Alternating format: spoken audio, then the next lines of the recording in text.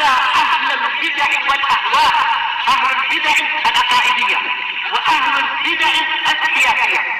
أنا أقول بيننا وبينكم السلف، بيننا وبينكم الكتب، كان فيقول البدع بيننا وبينكم السلف.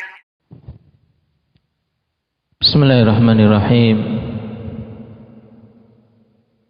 Alhamdulillah hamdan katsiran tayyiban mubarakan fih, kama yuhibbu rabbuna wa yarallah. Asyhadu an la ilaha illallah wahdahu la syarika lah, wa asyhadu anna Muhammadan abduhu wa rasuluh.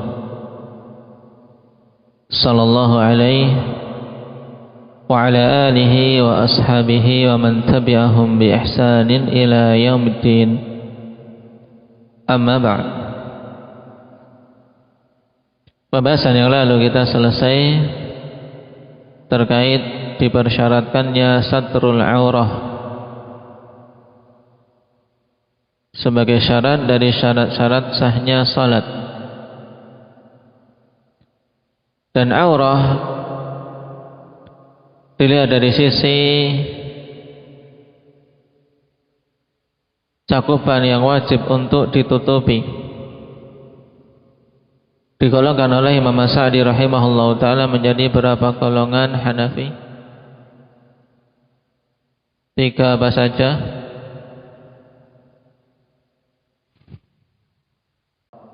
Taib, mughalladhah, mukhaffafah dan mutawassithah.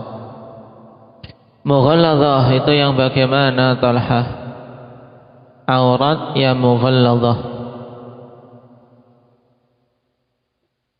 Taib, aurat perempuan yang merdeka yang telah balik. Cakupannya mana saja ketika salat yang wajib ditutupi? Seluruh badannya kecuali wajah. Taib. Kemudian cakupan yang mukhaffafah. Hendak ya Salman, sini. Nah, ada berlindung di balik punggung orang. Mukhaffafah itu cakupannya mana? Nah, yaitu auratnya anak yang berumur 7 tahun sampai 10 tahun. Cakupannya 2. Nah, farjinya yaitu maksudnya kubul dan dubur. Taib. Kemudian mutawassithah, Faiz, orang-orang yang tidak tercakup dalam 2 jenis tadi. Siapa itu? Laki-laki dewasa. Terus siapa saja?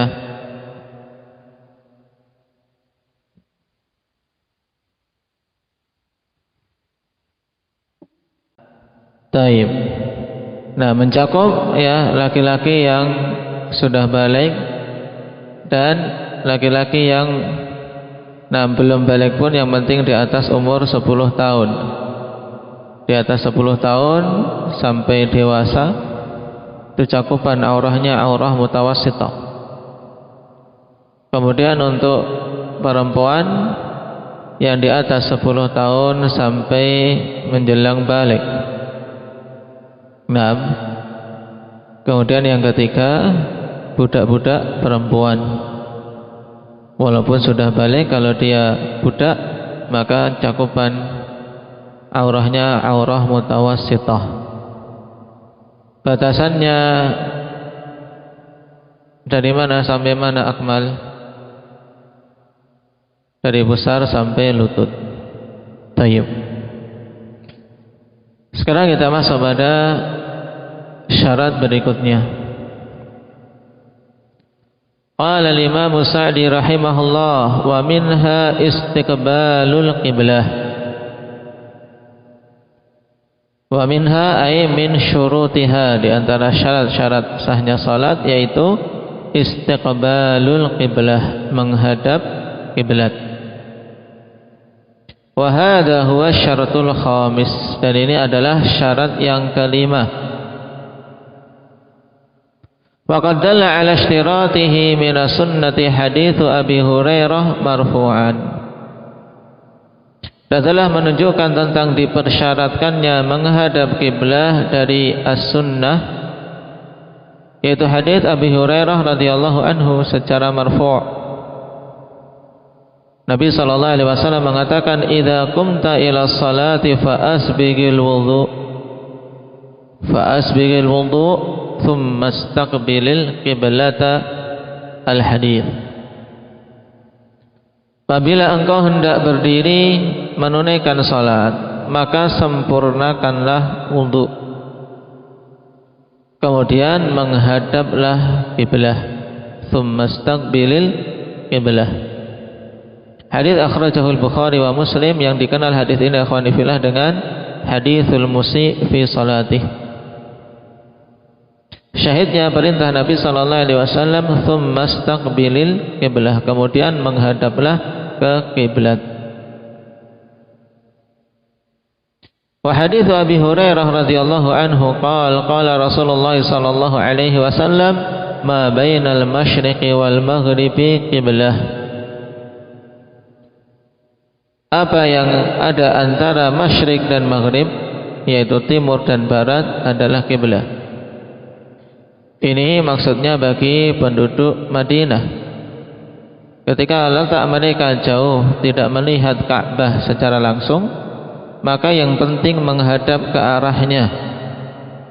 Taib, karena Madinah dengan Mekah letaknya di sebelah mana? Indak ya Kashfi. Madinah itu di sebelah mananya Mekah?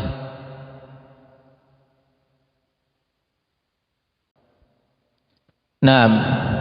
Taib, sebelah utara Mekah. Maka mereka menghadapnya ke arah selatan. Ke arah selatan. Sehingga ketika tidak melihat Ka'bah secara langsung, yaitu yang penting menghadap ke arahnya. Ma bainal masyriq wal maghrib kiblah, yaitu antara timur dan barat itulah kiblah kalian.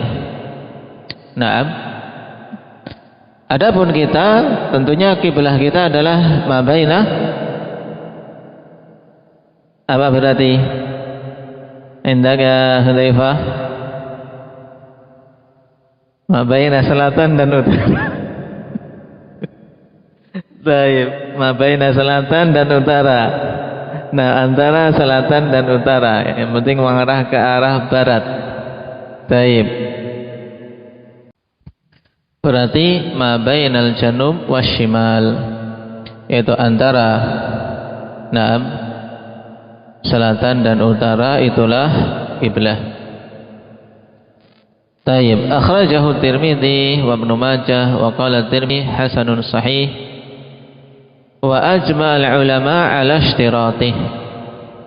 Dalil yang berikutnya akhwan, yaitu ijma', bahwasanya para ulama telah berijma' tentang dipersyaratkannya menghadap kiblah, kecuali pada beberapa keadaan, di mana jika keadaan tersebut menimpa seseorang maka tidak dipersyaratkan menghadap kiblah. Nanti akan dijelaskan pengecualiannya. Adapun dalil dari Al-Quran, maka disebutkan oleh Imam As-Sa'di dalam matannya. Qala ta'ala, wa min haitsu kharajta fawalli wajhaka syatral masjidil haram. Naam. Taib. Syahidnya fawalli wajhaka syatral masjidil haram. Wa haitsu ma kuntum fawallu wujuhakum syatrah, pada ayat yang ke-144. Hadapkanlah wajahmu ke arah Masjidil Haram. Nah, ini perintah untuk apa? Menghadapkan wajah ke arah Masjidil Haram, yaitu ke arah Ka'bah. Taib. Adapun hadis akhwan, hadits Abi Hurairah radhiyallahu anhu, ma bainal masyriqi wal maghribi qiblah. Naam. yang diriwayatkan oleh Imam Tirmidzi dan Ibnu Majah. Naam.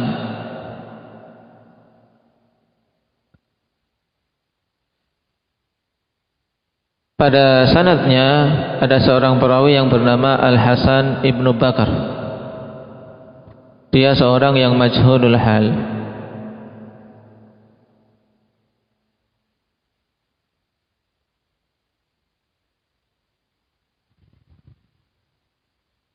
Kemudian juga riwayat ini dari jalan Abdullah bin Ja'far yang meriwayatkan dari syekhnya yaitu Utsman bin Muhammad Al-Akhnasi. Abdullah bin Ja'far Al-Makhrami seorang thiqah, hanya saja Ibnu Hibban mengatakan bahwasanya riwayat dia terkhusus dari Utsman Al-Akhnasi tersebut riwayat yang lemah. Ini dua ilah yang dituduhkan kepada hadits Abi Hurairah tersebut. Cuma nakhwanifillah, dua ilah tersebut bisa dijawab. Yang pertama, memang padanya Al-Hasan Ibnu Bakar dia seorang dhaif, tapi ada mutaba'ah dari Ibnu Abi Syaibah dalam musannaf beliau. Taib. Sehingga ketika ada mutaba'ah bisa terangkat karena ada perawi lain yang menguatkannya, yaitu Ibnu Abi Syaibah. Adapun pendhaifan Ibnu Hibban terhadap riwayat Abdullah bin Ja'far dari Utsman Al-Akhnasi, maka pendhaifan tersebut tidaklah diterima. Kenapa? Karena mayoritas para a'immah menegaskan bahwasanya Muhammad Abdullah bin Ja'far seorang thiqah. Seorang thiqah secara mutlak, tidak ada pengecualian periwayatan dari siapa-siapanya.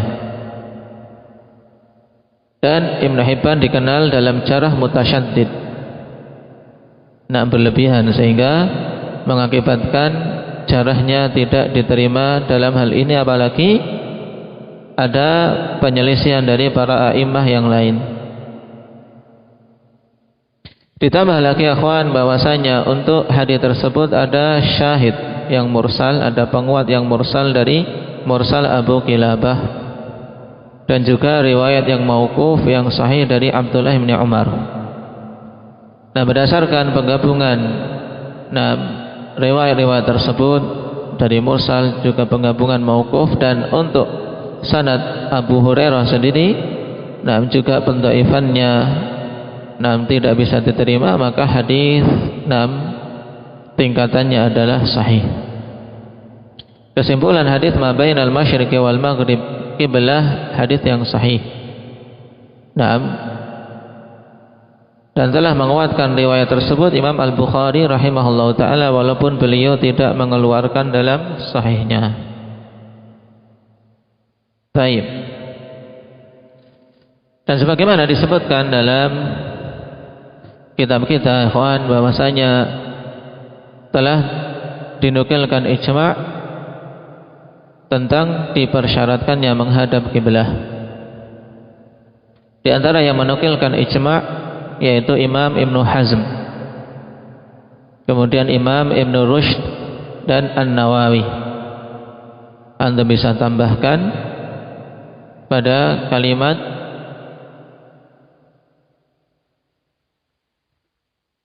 di kitab kita ketika menyebutkan ijma' tadi.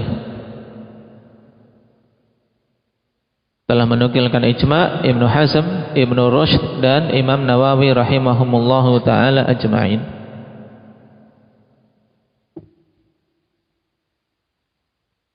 Kecuali pada kondisi-kondisi yang dikecualikan. Kemudian tentang persyaratan menghadap kiblah tersebut,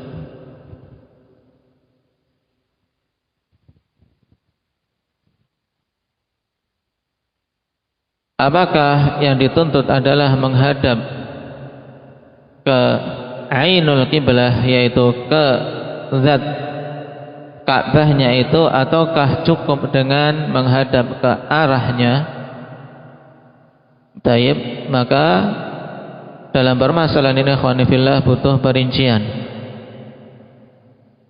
Yang pertama, apabila seseorang melihat ke Ka'bah, dia melihat Ka'bah, maka wajib dia menghadap ke zat Ka'bahnya, yaitu harus ketika seandainya ditarik garis lurus antara dia dengan Ka'bah, maka garis itu nyambung. Harus betul-betul menghadap ke Ka'bah. Ini kalau dia melihat ke Ka'bahnya. Dan telah dinukilkan ijma' tentang harusnya perkara tersebut oleh Ibn Abdul Bar rahimahullahu ta'ala. Bagi siapa ini? Bagi yang menyaksikan secara langsung Ka'bah, maka berarti dia wajib untuk apa? Betul-betul mengarahkan dan menghadap ke Ka'bahnya. Taib. Kemudian yang kedua, perincian yang kedua, dengarkan Raihan. Perincian yang kedua bagi orang yang tidak melihat Ka'bah secara langsung. Taib, tidak melihat Ka'bah secara langsung, maka jumhurul ulama menyatakan bahwasanya yang wajib adalah menghadap ke arahnya. Berdasarkan firman Allah Subhanahu wa taala yang disebutkan dalam kitab fawalli wajhaka syatral masjidil haram. Makna syatral masjidil haram ay jihatah, yaitu arahkan wajahmu syatral masjidil haram, yaitu ke arah masjidil haram. Baik. Kemudian juga berdasarkan ayat, berdasarkan hadis kita, hadis Abi Hurairah, ma bainal masyriqi wal maghrib qiblah. Kenapa tidak dituntut untuk menghadap ke Ka'bahnya secara tepat? Dikarenakan dia tidak melihatnya, sehingga yang tidak melihat dan orang yang jaraknya jauh dari Ka'bah kalau dituntut untuk betul-betul menghadap ke kiblahnya secara tepat, ini sesuatu yang sangat sulit dan tidak dimampui. Dan inilah pendapat yang rajih, pendapat jumhurul ulama, bahwasanya bagi yang tidak melihat Ka'bah, maka yang penting dia menghadap ke arah yang di situ ada Ka'bah.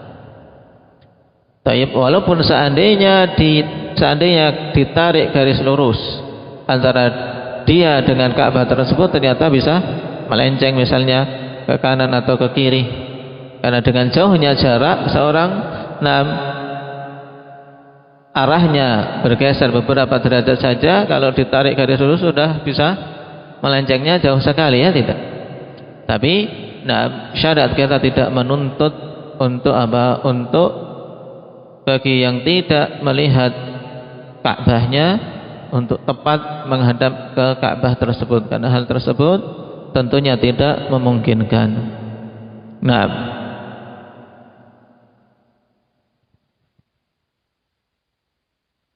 Baik.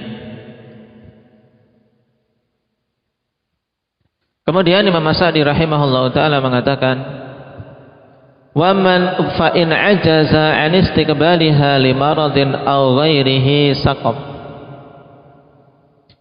Kemudian apabila ajaza, seorang tidak mampu, 'an istiqbaliha, tidak mampu dari menghadap ke kiblah tersebut. Sebab ketidakmampuannya apa? Limaradin, karena suatu sakit. Au ghairihi, atau yang lainnya, maka saqata, yaitu gugurlah persyaratan untuk menghadap kiblah. Kama tasqutu jami'ul wajibati bil ajzi anha, sebagaimana gugur semua kewajiban-kewajiban dengan ketidakadaan kemampuan untuk menunaikannya. Apa kaidah yang telah kita lewati terkait masalah ini?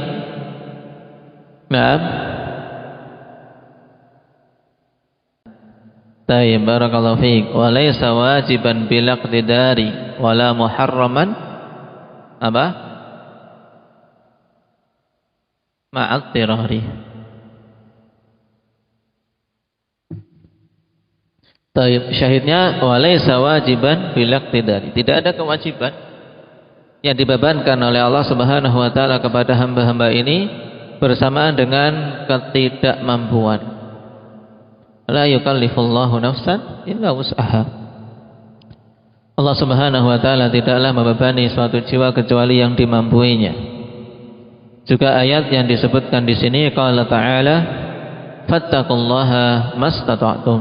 Bertakwalah kalian kepada Allah Subhanahu wa taala sesuai dengan batas kemampuan kalian. Baik. Nah, dari kalimat ini ikhwan, Imam As-Sa'di rahimahullah ta'ala sebutkan kondisi di mana persyaratan menghadap kiblah gugur, yaitu yang pertama ketika tidak mampu untuk menghadap ke kiblah. Tayyib, dikarenakan suatu sebab, yaitu sakit, atau ketidakmampuan tersebut misalnya karena saking takutnya, kawan. Contohnya bagaimana saking takutnya? Karena seorang lagi dikejar musuh, dia pokoknya intinya berlari. Nah, taib, dalam kondisi seperti ini dikecualikan juga dari ijma' salatul matlub al-khaif. Seorang yang sedang dikejar, buronan yang penuh ketakutan. Nah, taib, maka yang seperti ini ya salat dalam keadaan walaupun berlari. Nah, karena dia bisanya berlari terus. Nah, berjalan. Nah, kalau diam sejenak khawatir. Kecuali kalau sudah mendapatkan tempat yang aman, tempat berlindung, maka dia salat, berupaya dengan ijtihadnya menentukan arah kiblah mana. Ini contoh yang lain, ikhwan, selain marad, selain kondisi sakit yang juga menunjukkan ketidakmampuan untuk menghadap kiblah. Kemudian juga ketika ketakutan dalam kondisi perang, salat dalam kondisi perang.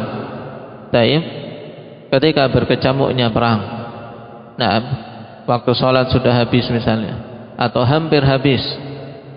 Taib, dan dia ingat, maka farijalan au rukbana. Seorang salat dalam keadaan berjalan kaki atau dalam keadaan mengendarai kendaraannya. Wa in khiftum farijalan aw rukbana. Jika kalian dihantui ketakutan, maka salatlah dalam keadaan berjalan ataupun dalam keadaan menaiki kendaraan. Ini kondisi ajiz, kondisi tidak mampu untuk menghadap ke kiblah. Nah, kemudian kondisi yang kedua yang juga tidak dituntut untuk menghadap kiblah, yaitu kata Imam As-Sa'di rahimahullahu taala, wa kana an-nabiy sallallahu alaihi wasallam yusalli fi safari an-nafilata ala rahilatihi haitsu tawajjahat bih. Hadits muttafaqun alaih. Adalah dulu Nabi sallallahu alaihi wasallam salat di dalam safar beliau, salat sunnah di atas kendaraannya menghadap sesuai dengan arah mana kendaraan tersebut mengarah, haitsu tawajjahat bih, sesuai dengan arah kendaraannya mengarah ke mana. Hadits muttafaqun alaih.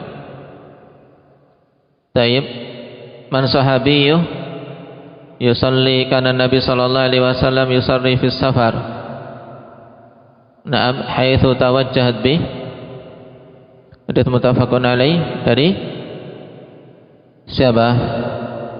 Amir ibn Rabi'ah. Juga disebutkan di sini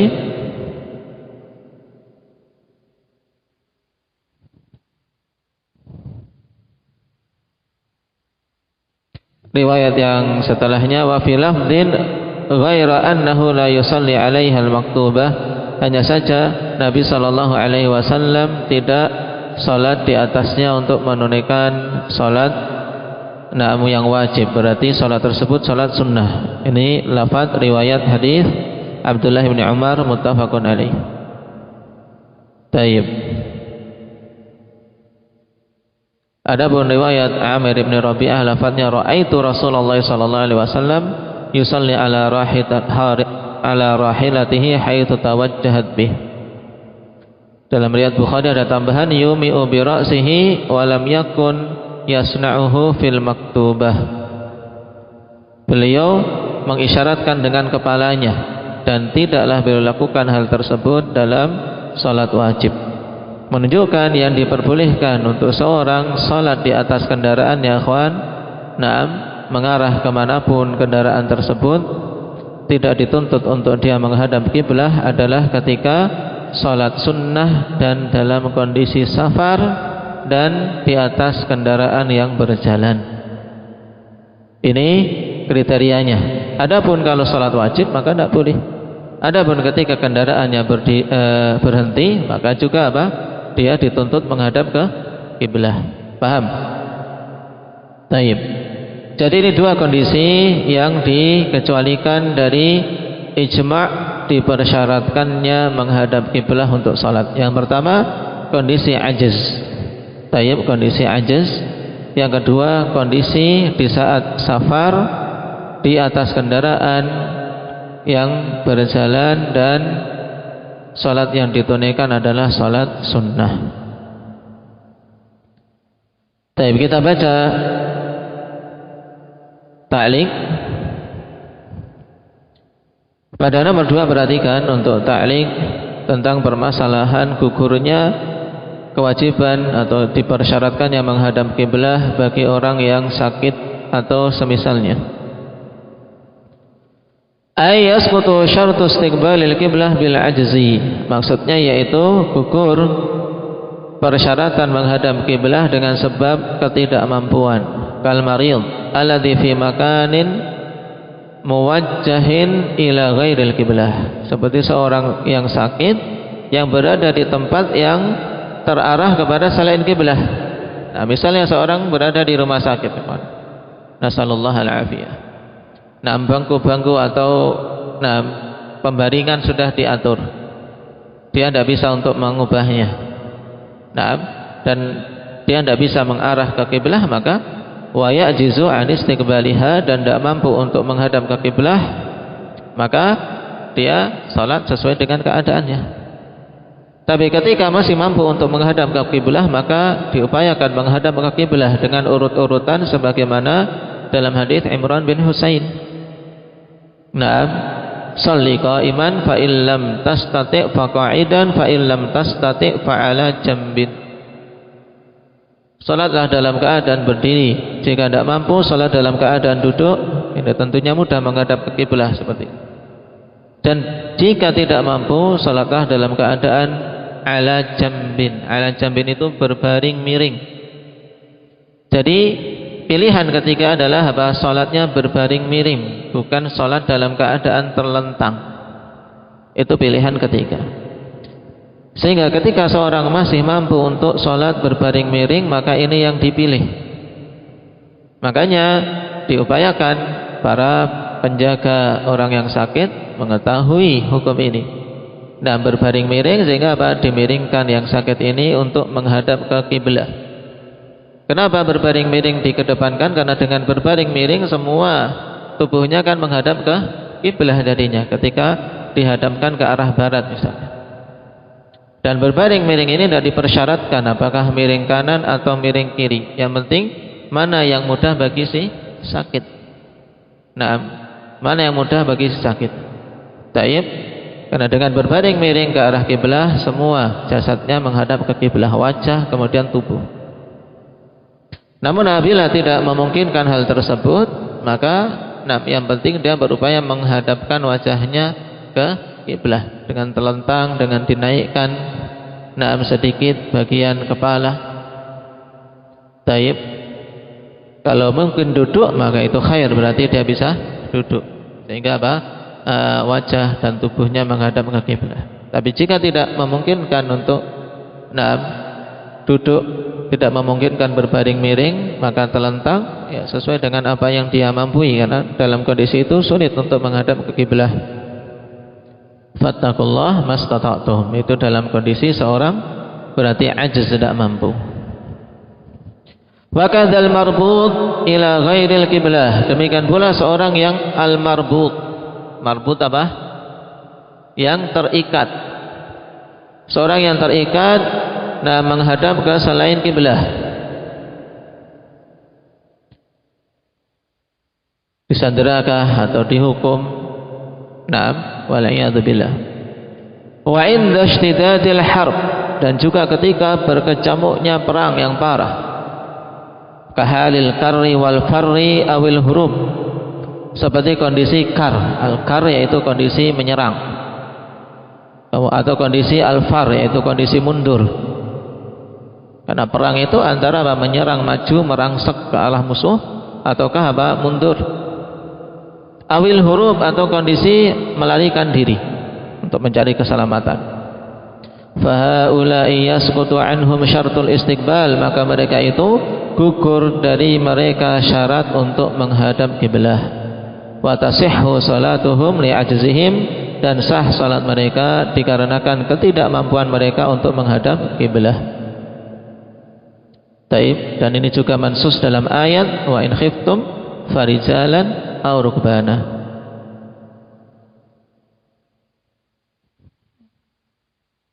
Adapun tentang salat sunnah di atas kendaraan, diperbolehkan untuk tidak menghadap kiblah ketika itu safar.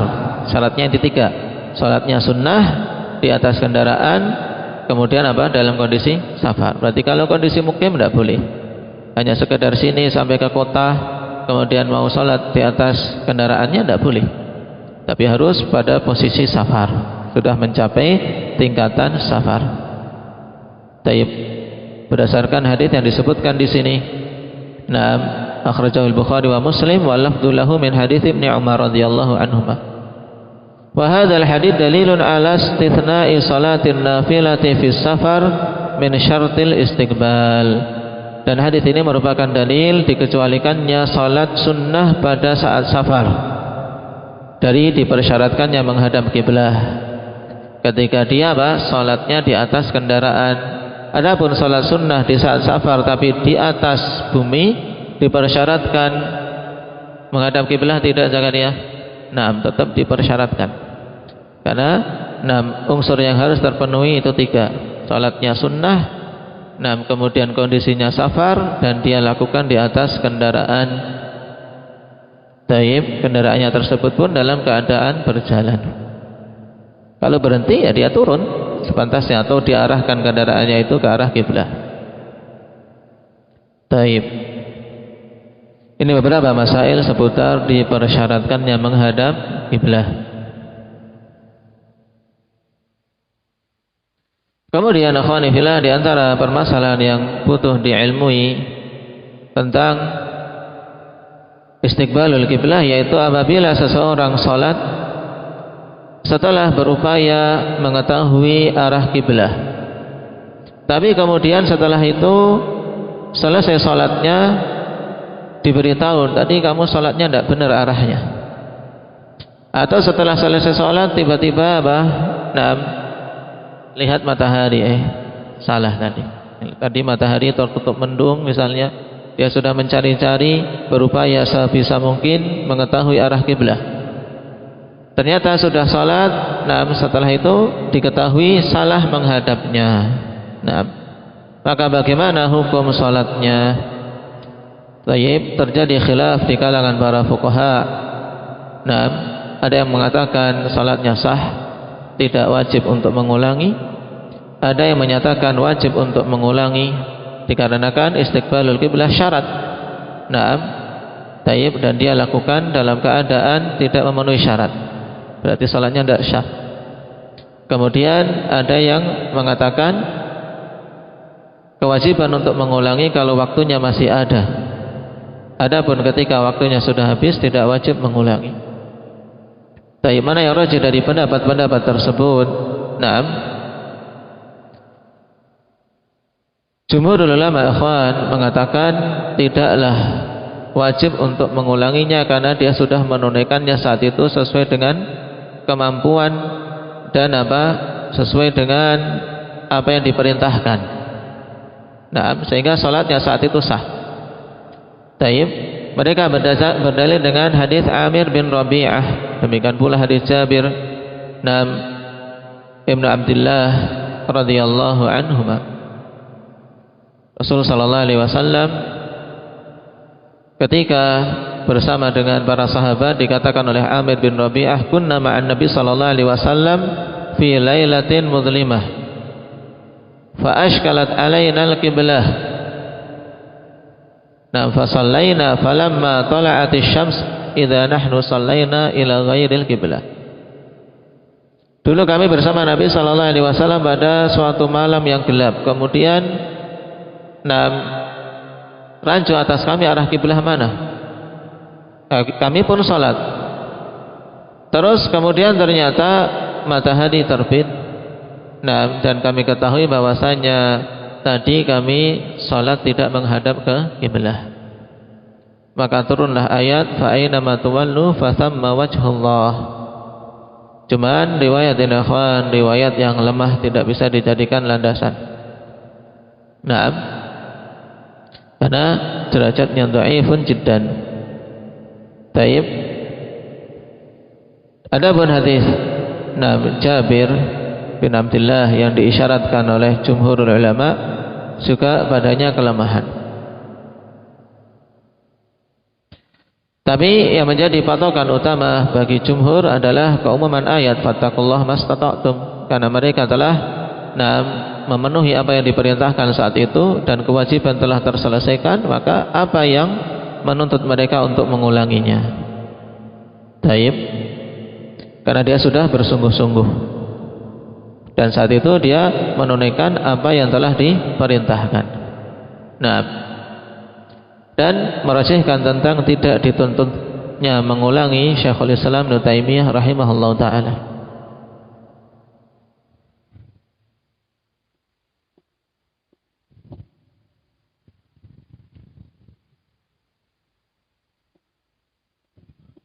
Kata biakhwan, kalau seandainya seseorang ingin berhati-hati dalam artian sadar dan waktu masih luas, kemudian dia tahu tadi salatnya tidak menghadap kiblah, maka untuk kehati-hatian lebih baik baginya untuk mengulangi salatnya sesuai dengan pendapat Imam Malik dan Imam Al-Auza'i yang mengatakan mengulangi selama waktunya masih ada. Tapi kalau waktunya sudah lewat, sudah.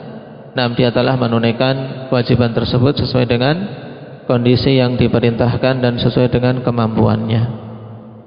Wallahu ta'ala alam. Naktafi bihadza, subhanakallah bihamdik, asyhadu an la ilaha illa anta, astaghfiruka wa atubu ilaik.